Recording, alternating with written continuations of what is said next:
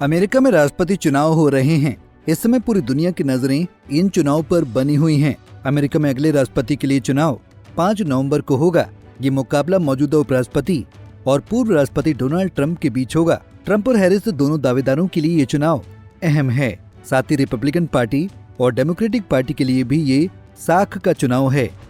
जहां ट्रंप 2020 में चुनाव हार गए थे, वहीं कमला के पास अमेरिका की पहली महिला राष्ट्रपति बनने का अवसर है। दरअसल अमेरिकी राष्ट्रपति चुनाव की तारीख नजदीक आ रही है। देश के 50 राज्यों के मतदाता मतदान के जरिए अगले 4 साल के लिए राष्ट्रपति चुनेंगे। 5 नवंबर को होने वाले चुनाव में मतदाता अमेरिकी संसद यानी कांग्रेस के सदस्यों के लिए भी मतदान करेंगे। कांग्रेस सदस्य कानूनों को पारित करने में अहम भूमिका निभाते हैं।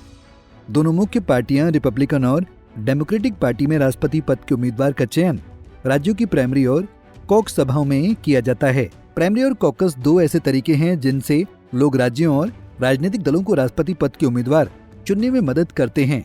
बता दें कि रिपब्लिकन पार्टी में पूर्व राष्ट्रपति डोनाल्ड ट्रंप ने अपने प्रतिद्वंदियों पर भारी बढ़त के साथ अपनी पार्टी का समर्थन हासिल किया। मिल्वॉकी विस्कॉन्सिन में एक पार्टी सम्मेलन में वो आधिकारिक रिपब्लिकन उम्मीदवार बन गए।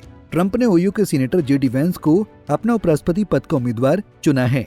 दूसरी ओर डेमोक्रेट्स ने राष्ट्रपति जो बाइडेन के बाहर होने के बाद उपराष्ट्रपति कमला हैरिस को पार्टी का चेहरा चुना है। अगस्त के आरंभ में कमला को आधिकारिक तौर पर डेमोक्रेटिक पार्टी के उम्मीदवार घोषित किया गया और उन्होंने तुरंत ही अभियान शुरू कर दिया। उनके उपराष्ट्रपति पद के उम्मीदवार मिनेसोटा के गवर्नर टिम वॉल्ज हैं।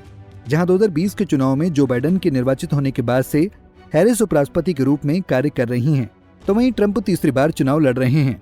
उन्होंने 2016 में अपना पहला चुनाव जीता था और 4 साल बाद 2020 में बाइडेन से हार गए थे।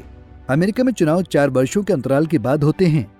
आइए जानते हैं कि अमेरिका के चुनाव भारत में होने वाले चुनाव से किस तरह अलग होते हैं। भारत और अमेरिका के आम चुनाव में भिन्नता।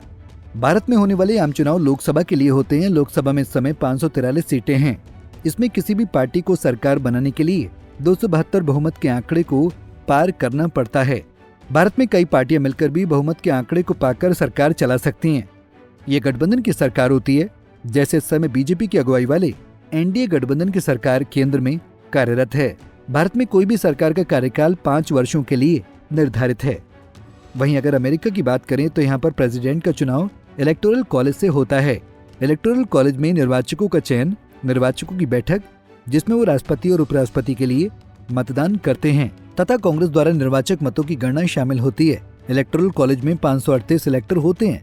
राष्ट्रपति को चुनने के लिए 270 इलेक्टोरल वोटों का बहुमत होना जरूरी है। राज्य में इलेक्टर की संख्या उतनी ही होती है जितनी उसके कांग्रेसी प्रतिनिधि मंडल के सदस्यों की है। भारत में जहां सरकार का मुखिया प्रधानमंत्री होता है, तो वहीं अमेरिका में सरकार का मुखिया राष्ट्रपति होता है। वहीं अमेरिका में 5 नवंबर को चुनाव होंगे।